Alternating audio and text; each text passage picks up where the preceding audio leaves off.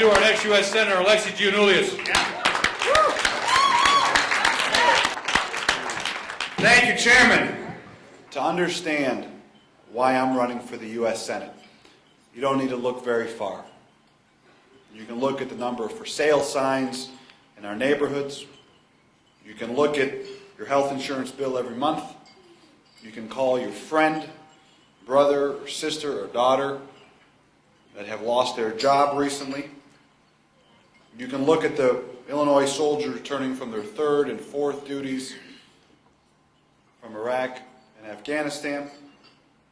See, I'm running because, like you, I know that change is hard. That the type of change that we dared to hope for in 2008, when we elected Barack Obama President of the United States, requires perseverance and it requires a spine. I want to be in the U.S. Senate so I can fight every single day for those who dare to hope for a chance at the American dream. I want to tell a quick story that I think represents what's taking place across this state and across this country. I met a woman not too long ago in the Quad Cities. Her name was Helen. Helen comes from a family where no one had gotten a college degree, but she wanted to be the first person in her family to do so. So she made a commitment to do this. So she got a job out of high school working at Hardee's. She worked very, very hard, took double and triple shifts, did everything she could. She went to school at night, and after a number of years, she finally got her degree.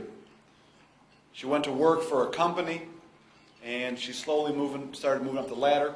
Every 2 or 3 years, she got a 1% or a 2% raise. Most years, she didn't get a raise, but she kept on moving up. And after over 20 years, she became vice president of this company. Started her own family. She was a vice president. She worked her way up slowly, effectively, diligently. She told me, as I was talking to her, that about a year ago, she got fired. They closed this plant down, and they shipped all those jobs overseas. She was distraught, she was disheartened, but she figured that at the very least, she was vice president of this company, and she would be able to find a job at some point. So for the last year, every single morning, she wakes up, she tries to find a job, and there's nothing. She's willing to move to Chicago, she's willing to move to Aurora, she's willing to move anywhere to help find any job, and there's nothing out there. So she told me, unfortunately, that after a year of searching, about 3 weeks ago, she saw a job opening at Hardee's to become a biscuit maker. And to show you how this story comes full circle, she went to go to Hardee's to get that job, and there were 60 people who were already there, and she didn't even get a job that she started her career. Yeah. And now she still has no job. She's trying hard, fighting hard. But this is what's happening all across this state, all across this country. And that's why this race is so incredibly important. We have to make sure we are not shipping jobs overseas. We have to make sure that we are creating the next generation of good-paying jobs for people like Helen and for people like those of us in this room who have fought hard and done everything we've been told, paid our bills on time, but are just dealing with enormous challenges that have been caused by reckless economic policies over the last decade. You see, my parents came to this country as immigrants with nothing. And when they came here, they had no money, they didn't speak the language, but they had a belief, a fundamental belief in the ideal that the promise of America means that all of us have an opportunity if we're willing to work hard and struggle and sacrifice to accomplish anything. But because of the failed and reckless economic policies of the Bush-Kirk administration over the past 10 years, the dreams of so many people, like Helen, and of even my family, are now at risk. And that's why I'm in this fight.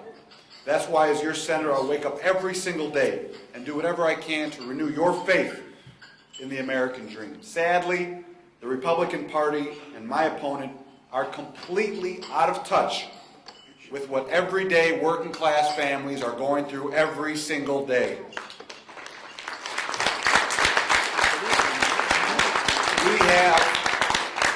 We have a clear choice in this election between a Washington insider like Congressman Mark Kirk, who will keep rigging the system against us, or a candidate that's going to help fight to create jobs and sustain jobs right here in Illinois. We have a choice here in Illinois and a chance to elect a Democratic senator who will fight for you and the interests of your family, of your business, and your community. We have a choice to stand up and fight against the status quo and chart a new, better course.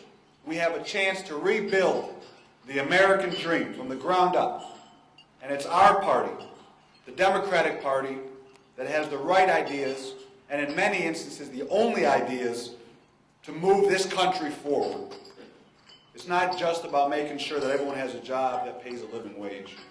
It's about making sure that our children and our grandchildren have these same, even better opportunities. We have to modernize our federal policies so that we have a 21st century America that shines on the global stage once again.